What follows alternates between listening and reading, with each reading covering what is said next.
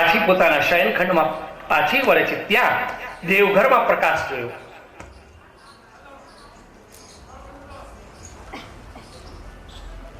દેવઘરમાં જ્યાં પ્રકાશ જોયો ત્યાં થયું કે અહીંયા પ્રકાશ રાજાએ ખોટી કાળે ન હોઈ શકે. હું પરણીને પોંખાઈને આવી ત્યારથી કે આ તારીખ સુધી ક્યારે પણ મેં નથી જોયા. રાજાને દેવઘરમાં પ્રવેશ કરતા પણ મેં જોયા નથી. લાવ જરા બત્તીને બંધ કરી દઉં. અને રાણી દેવઘરમાં બત્તીને બંધ કરવા જાય ત્યાં એને જે દ્રશ્ય જોયું છે, પવિત્ર પૂજાના વસ્ત્રો પહેરી અંગને ઢાંકી અને રાજા માળા કરી રહ્યા છે.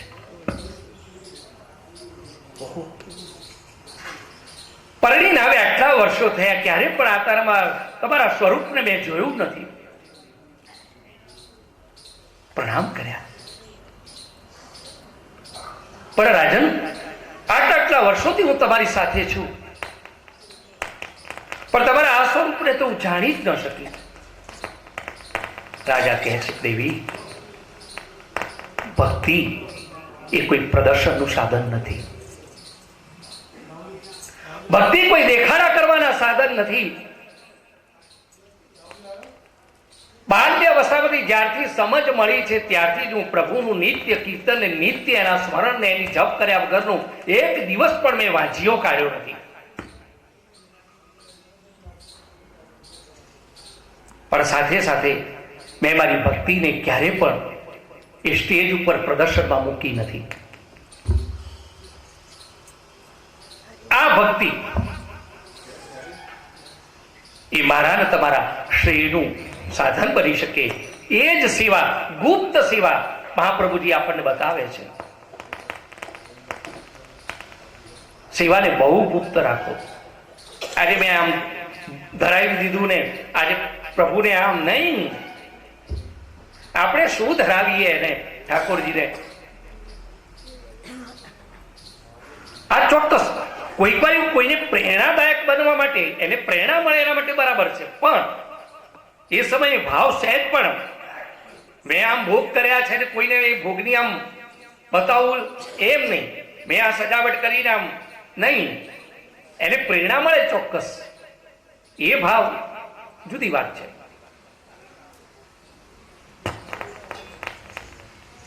પરંતુ મહાપ્રભુજી આપણને બતાવે છે સેવકના લક્ષણમાં એની સેવા ગુપ્ત હોવી જોઈએ. અને ત્રીજી વાત કરે છે આજ્ઞાંકિત પણ. એ જ આપણે કઈ વાત કૃષ્ણદાસ મેઘનની આજ્ઞા એટલે આજ્ઞા, બસ એમાં કશી અવજ્ઞા નહીં. આજ્ઞાની જો અવજ્ઞા કરીએ તો સમજો સેવક તરીકેની કોઈ લાયકાત નથી મારી તમારામાં. ચોથું લક્ષણ બતાવે મહાપ્રભુજી, દીનતા. કોઈ પણ નિયમોમાં જુઓ, પુષ્ટિ માર્ગમાં કોઈ પણ, એમાં બધામાં જે જે સિદ્ધાંતો મહાપ્રભુજીએ બતાવ્યા છે એમ બધામાં દીનતા તો છે છે છે છે છે.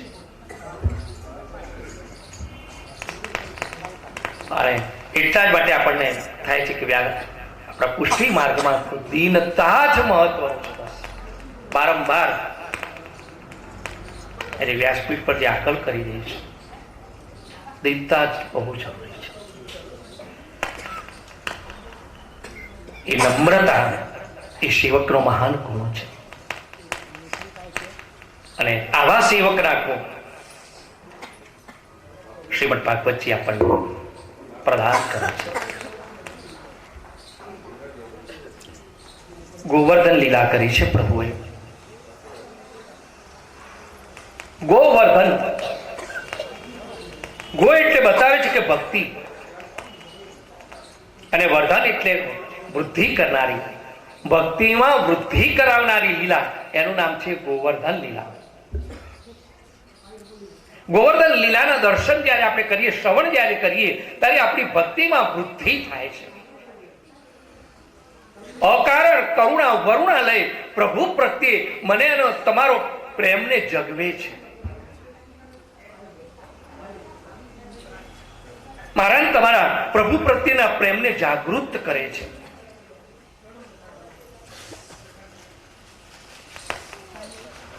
ગિરિરાજજી જેટલા ભવ્ય છે એટલી જ ગિરિરાજ ધરણે જે લીલા કરી છે એટલી જ ભવ્ય અને એટલી જ દિવ્ય છે. એ જેટલા વ્યાપ્ત છે એટલી આ લીલા વિરાટ છે. એ જેટલા નકુર છે ગિરિરાજજી એટલી આ પ્રભુની લીલા, ગિરિરાજની લીલા એટલી જ નકુર છે ઠાકોરજીની.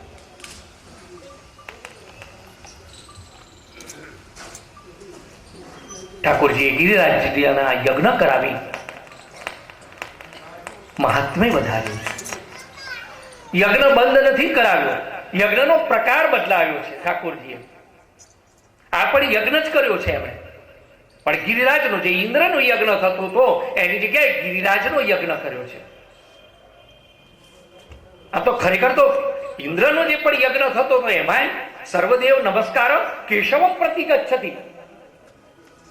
જે કઈ કર્મો કરીએ છીએ, જે કઈ સત્કર્મો કરીએ છીએ, જે કોઈ દેવોને આપણે દર્શન કરીએ છીએ, વંદન કરીએ છીએ, અંતે તો સર્વદેવ નમસ્કાર કેશવમ પ્રતિ ગચ્છતિ. એ જાય છે તો પ્રભુને જ. એટલે સાવધાન બનાવવાનું કે છે. રખેની ઉંમરમાં આપણે ન રાખીએ વૈષ્ણવો કે યજ્ઞ ન કરાય. પ્રભુએ બંધ નહીં, બંધ નથી કરાવ્યો. પાછો આવે છે કુરુક્ષેત્રમાં કરાવ્યો છે, પણ વિચાર બદલાવ્યો છે ઠાકોરજીએ. ગોવર્ધનજીનું મહાત્મ્ય વધાર્યું છે. ગોવર્ધનજી વિદ્યમાન હતા, ગિરિરાજ વિદ્યમાન હતા, નિર્માણ નથી કર્યું, પરંતુ એમની પૂજા નથી થતી એ પૂજાઓ ચાલુ કરાવી છે પ્રભુએ. એમના પણ મનોરથો થઈ શકે છે એવી ક્રાંતિ વિચાર પ્રભુએ આપ્યો છે પુષ્ટિને. ભગવાન ગિરિરાજ કોઈ સામાન્ય પાષાણ પથ્થર નથી, પર્વત નથી. મેણું ગીતમાં તો ગોપીઓએ ગિરિરાજજીના સ્વરૂપને ઓળખી ગયા છે. ગોપીઓ બોલી છે અંતાયમદ્રી પલા હરિદાસ વર્યો. હરિદાસ વર્ય, વર્ય એટલે શ્રેષ્ઠ. હરિદાસ પ્રભુના લાડલા ભક્તોમાં, વૈષ્ણવોમાં સર્વશ્રેષ્ઠ એ કોણ છે? બાબા ગિરિરાજ.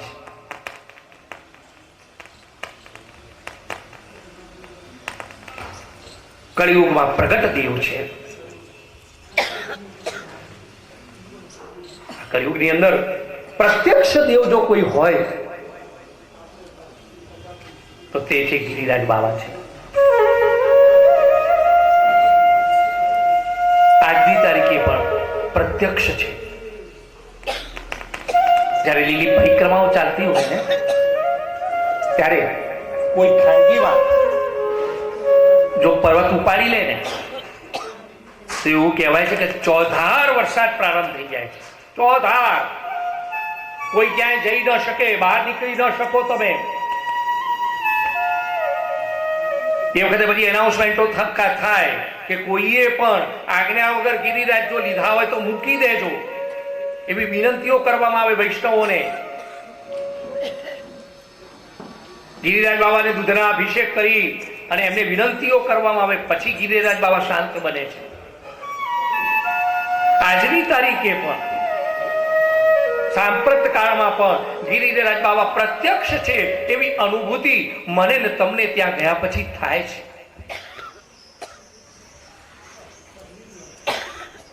ગિરિરાજ બાબા સામાન્ય પર્વત નથી. હરિદાસોમાં શ્રેષ્ઠ છે. કેવળ માત્ર હરિના દાસ કહેવડાવે છે એવું નથી, ખરેખર દાસ છે. પ્રભુ ગિરિરાજમાં જયારે પધારે ત્યારે એકદમ ગિરિરાજ બાબા એકદમ આનંદિત થઈ જાય છે. આનંદિત થયા એટલે આમ રૂમાડા અંદર થઈ જાય. એમ બધી આ મર્યાળીઓ આમ વૃક્ષો લતાઓ આમ લહેરકી મારવા માંડે છે. એટલો આનંદ થાય છે. શેનો? પ્રભુના સ્પર્શનો, બ્રહ્મ સંબંધના આનંદનો.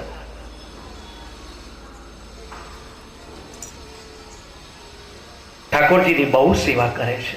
સ્વામીજી સાથે ઠાકોરજી જયારે લીલા કરતા હોય ગિરિરાજમાં, ત્યારે પ્રભુને એમ થાય કે સ્વામીજીને મારે કાજલ કરવું છે, અંજન આજવા છે, લીલા કરે છે પ્રભુ. તો તરત અંજન કોણ લેવા જાય? તે શિલા ઉપર પ્રભુ અંગુલી ફેરવે અને એમાંથી કજ્જલ પેદા થાય. એ કજરી શિલા. ગિરિરાજમાં કજરી શિલા જે છે એ પ્રભુ પ્રિયાજીને જયારે અંજન કરવા હોય છે ત્યારે પ્રભુ આમ સ્પર્શ કરે અને ગિરિરાજ બાબા તરત કજ્જલ આમ ધરતા હોય એ રીતે લો પ્રભુ, અને પ્રિયાજીને લગાવે છે. પ્રિયાજીને સિંદૂર કરવું હોય, સૌભાગ્ય કરવું હોય, શૃંગાર કરવો હોય ઠાકોરજીને, તો શિલાને આમ કરે તો સિંદૂર પર એ સિંદૂરી શિલા. ગિરિરાજના દર્શન કરવા જાઓ તો કજરી શિલા, સિંદૂરી શિલા, એ બધી સિંદૂર પ્રગટ થાય અને પ્રભુ પ્રિયાને અર્પિત કરે, શૃંગાર કરે છે.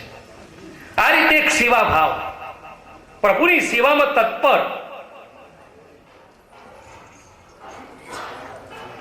ગિરિરાજ બાબા બધાની મનોકામનાઓ પરિપૂર્ણ કરે છે. એવું કહેવાય છે કે મર્યાદા ભક્તિમાં જેવી રીતે હનુમાનજી છે,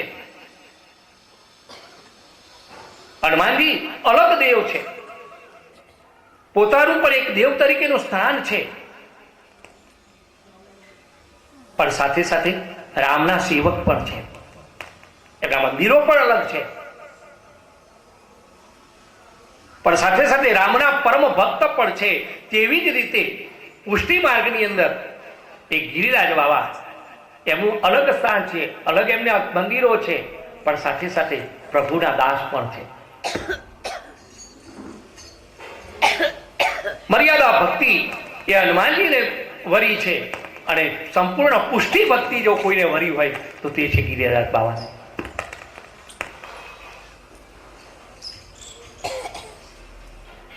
પુષ્ટિ ભક્તિના આચાર્ય કહેવાય. જો કહેવા હોય તો પુષ્ટિ ભક્તિ શું છે અને એ પુષ્ટિ ભક્તિનું જો સંપાદન કરવું હોય, એને જો ઉતારવ્યું હોય જીવનમાં, તો ગિરિરાજ બાબાની કૃપા છે.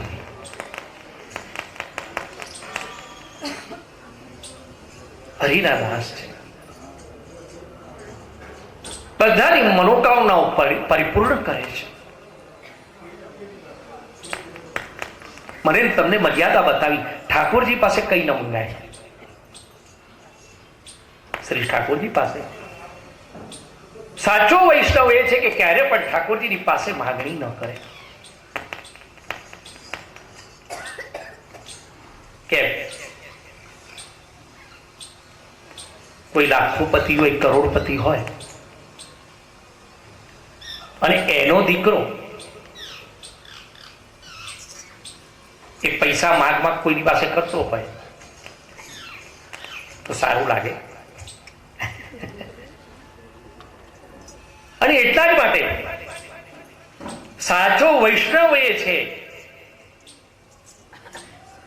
જ્યાં ગિરિરાજ, જ્યાં ઠાકોરજીને બ્રહ્મ સંબંધ લઈ અને ઠાકોરજીના ત્યાં સમર્પિત જ આપણે ત્યાં થઈ ગયા છીએ.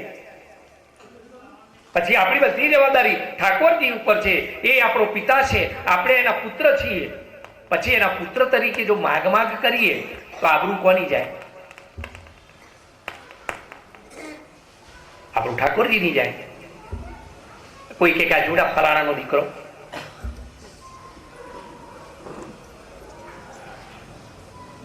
એ મર્યાદા બતાવે છે. ઠાકોરજી પાસે કઈ ન મંગાય, પણ ગિરિરાજ બાબા પાસે મંગાય.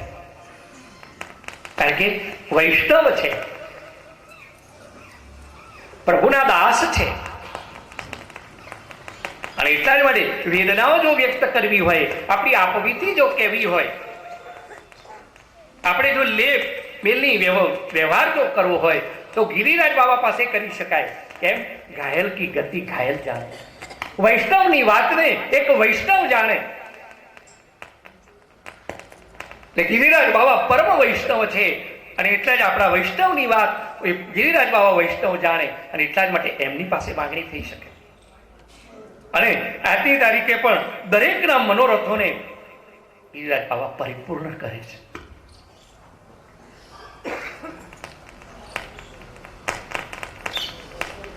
એવું કહેવાય છે કે પ્રભુ પુષ્ટિ માર્ગ જે આપણો છે એ પુષ્ટિ ભક્તિ જે છે એ પુષ્ટિ ભક્તિનો પ્રવાહ જો જોવો હોય, લિક્વિડ પુષ્ટિ ભક્તિનું લિક્વિડ પ્રવાહ તો શ્રી મહારાણી જલ, અને પુષ્ટિ ભક્તિનું ઘનીભૂત સ્વરૂપ બરફ. જળ પણ હોય, બરફ પણ હોય. એનું એ જ જળ એ બરફ થયેલો છે, ઘનીભૂત થયો છે. એ ઘનીભૂત સ્વરૂપ પુષ્ટિ ભક્તિનું ઘન સ્વરૂપ તો ગિરિરાજ બાબા, અને જળ સ્વરૂપ પ્રવાહી સ્વરૂપ તો મા યમુના.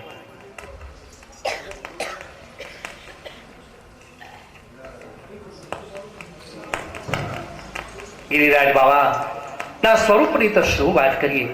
માખણ કરતા પણ મહાપ્રભુજી આપણને બતાવે છે ગિરિરાજ બાબા કોમળ છે, માખણથી કોમળ.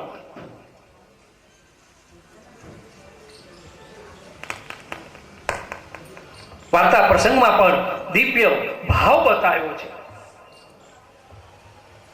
કથા છે વાર્તા પ્રસંગમાં કે ગોપેશ્વરજી બાબા એ પોતાના રાજ્ય ગોપાલલાલને લઈ અને ગિરિરાજ જ્યારે પધારી રહ્યા હતા એ સમય એક વૈષ્ણવે પૂછ્યું કે બાબા કે ગિરિરાજ બાબા કોમળ છે, ગિરિરાજ બાબા કોમળ છે તો અમને તો કઠોર દેખાય છે. હજી વૈષ્ણવની કહેવાય છે કે આ વૈષ્ણવની વાત પરિપૂર્ણ નહીં થઈ હોય ત્યાં જ ગોપેશ્વર બાબાના હાથમાં જે ગોપાલલાલજી હતા એક ઠેકડો મારીને ગિરિરાજ અને અડધું અંગ એ ગિરિરાજમાં ખૂપી ગયું. લાલનનું, ગોપાલલાલનું અડધું અંગ એ ગિરિરાજ બાબામાં ખૂપી ગયું અને બતાવ્યું કે કોમળ છું એમ, આટલો પોચો છું. જેમ ગાડીમાં આપણે બેસીને હાથ કેવો આપણો અંદર જતો રહે, આ રૂમાં હાથ નાખીએ, રૂ પોચું હોય ને એમાં હાથ નાખીએ કેટલું કેવું દબાઈ જાય. એ પ્રકારે હું કોમળ છું એની કોમળતા સાબિત કરવા માટે એવું કહેવાય છે કે ગોપાલલાલ અંદર એટલા ખૂપી.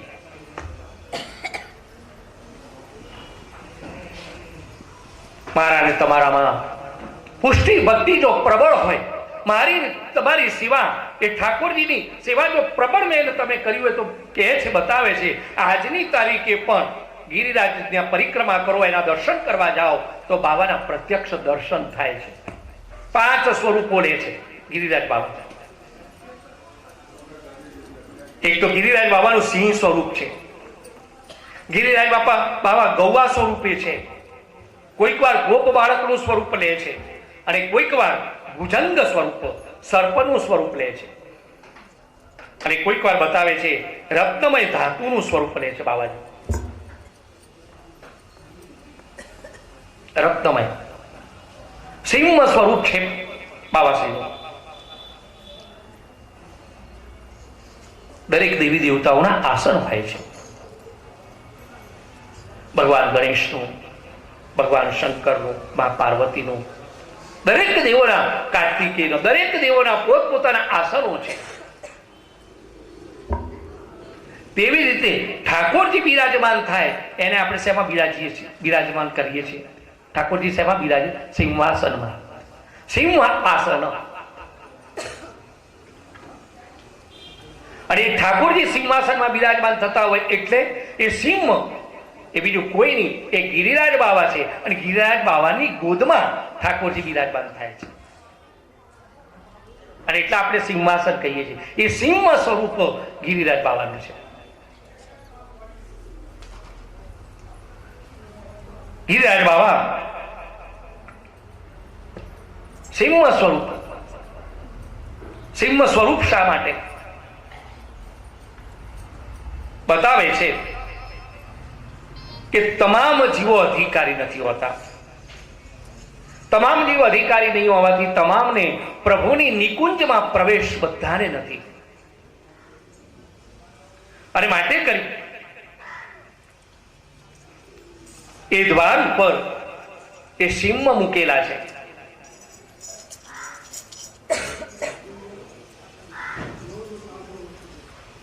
એ સિંહને જે ટાળા કરવામાં આવ્યા છે, એમને જે ઉભા રાખવામાં આવ્યા છે,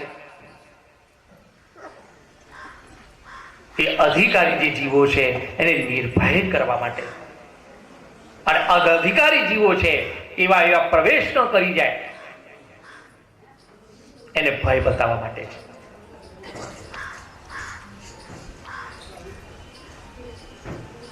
એ શ્રીનાથજી બાવાની કંદરામાં પણ સિંહનું સ્વરૂપ છે. તે પોતાના અધિકારી જે ભક્તો છે એ અધિકારી ભક્તોને નિર્ભય બનાવવા માટે છે. ગિરિરાજ બાબા ગાયનું સ્વરૂપ લે છે. ગિરિરાજ બાબા ગાયનું સ્વરૂપ શા માટે લે છે? દિવ્ય ભાવ બતાવ્યો છે કે જ્યારે પ્રભુએ બ્રહ્માજીના વ્યામોની લીલા કરી, બ્રહ્માજી બધા વાછરડાઓને લઈ જતા રહ્યા, ગોવાળોને લઈને જતા રહ્યા. અને એક પછી પ્રભુએ નિજ સામર્થ્યમાંથી ગૌવાઓ અને ગોપ બાળકોને પ્રગટ કર્યા. હવે આ ગૌવાઓને જે પ્રગટ કરી એ ગૌવાઓ કોણ થઈ? પ્રભુનું સ્વરૂપ જ થયું. બધી જ ગૌવા પ્રભુ સ્વરૂપ બની, પ્રભુમાંથી જ ઉત્પન્ન થઈ. અને એટલા માટે એ ગૌવાઓ જે વાછરડાઓ જે હતા એ ચારણ કરવા માટે ગિરિરાજમાં નીકળે. અને કોઈ પણ ગૌવા ચારણ કરતી હોય ત્યારે જોજો એને લાળ ટપકે. એ ગૌવા ચારણ કરતી હોય લાલ ટપકે એટલે પ્રભુ સ્વરૂપ જે ગૌવાઓ જે છે એ જ્યારે ચારણ કરતી ત્યારે એ પ્રભુને પણ જે લાળ પડી એ લાળ અધરામૃત પ્રભુનો એ અધરામૃત ધરા ઉપર પડ્યું. અને ધરાવ થોડી તો ભીની થાય છે, થોડી તો ગીલી થાય, એમાંથી ઘાસ ઉગ્યું. અને ગિરિરાજ બાબા પહેલા જ આપણે દર્શન કરીએ છીએ પ્રભુના દાસ છે અને એમને આ પ્રભુનું જૂઠ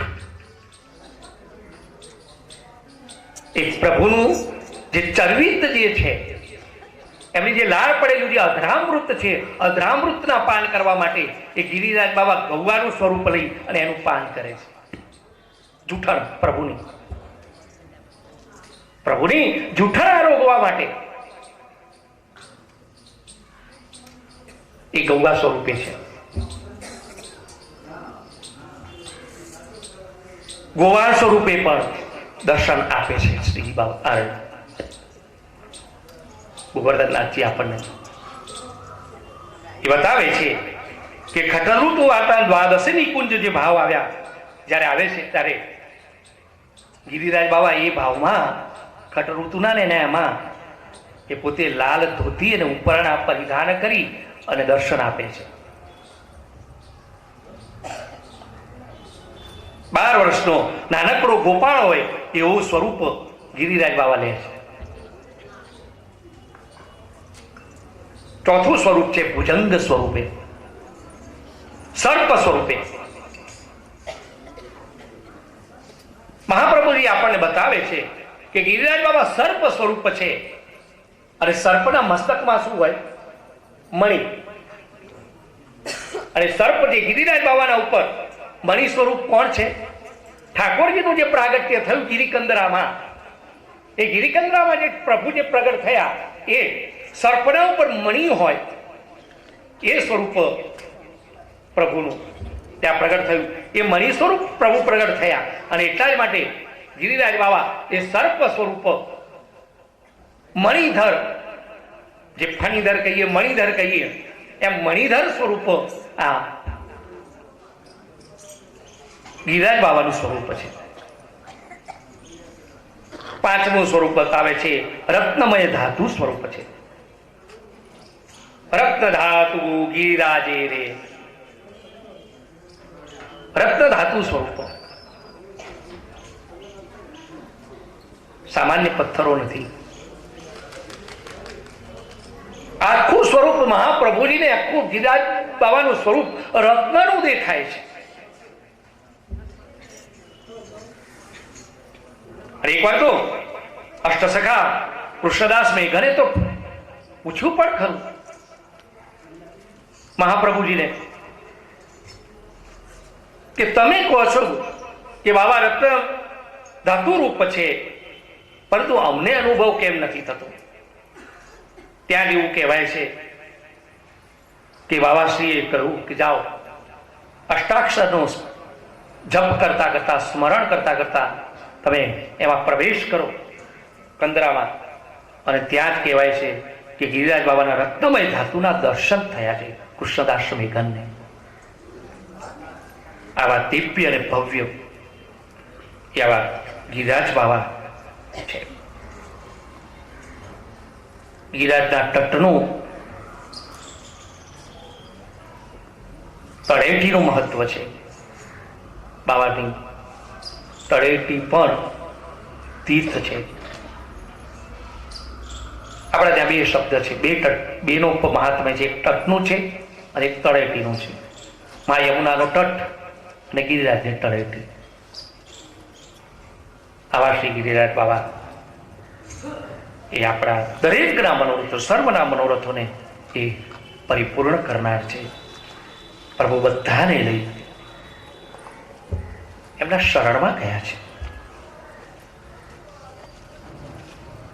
ગિરિરાજ ધરણ પ્રભુ તમારી શરણ, ગિરિરાજ ધરણ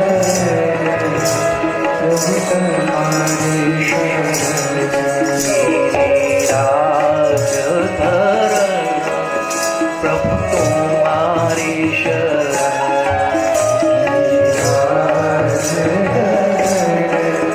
પ્રભુ તમારી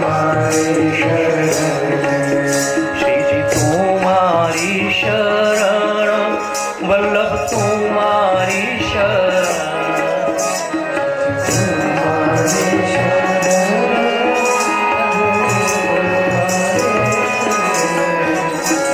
તુમારી શરણ વલ્લભ તુમારી શરણ, તુમારી શરણ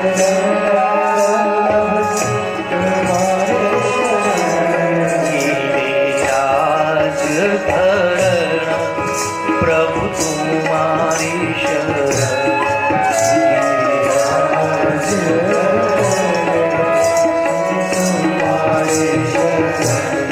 બધાએ દર્શન કર્યા છે. પ્રસાદનું વિતરણ થયું છે. દરેકે પ્રસાદ લીધા. પ્રસાદનો લાભ લેવા નારદજી આવ્યા છે. નારદજીએ પણ પાતર લીધી. પણ એક બાજુ બેસીને ખાય તો નારદ કહેવાય. પાતર લઈને ગયા છે ઇન્દ્રલોક, અને ઇન્દ્રલોકની અંદર આજે ઇન્દ્ર મહારાજ તૈયાર થઈને આગા પાછા થાય છે કે હમણાં ગોકુળમાં વ્રતની અંદર મારું આવાહન થશે, મારો યજ્ઞ પ્રારંભ થશે, હું ત્યાં જઈશ. બધી ઠણીને તૈયાર આ માટા ફેરા મારે થાકીને બેઠા છે. બધાને કહે છે સેવકોને કે લાવો ને જરા પંચાંગ, આજે કઈ આમાં તિથિમાં ફેરતો નથી રે. પ્રત્યેક નૂતન વર્ષના દિવસે મારા આહ્વાન થાય વ્રતની અંદર. આ વખતે મારું આહ્વાન નથી.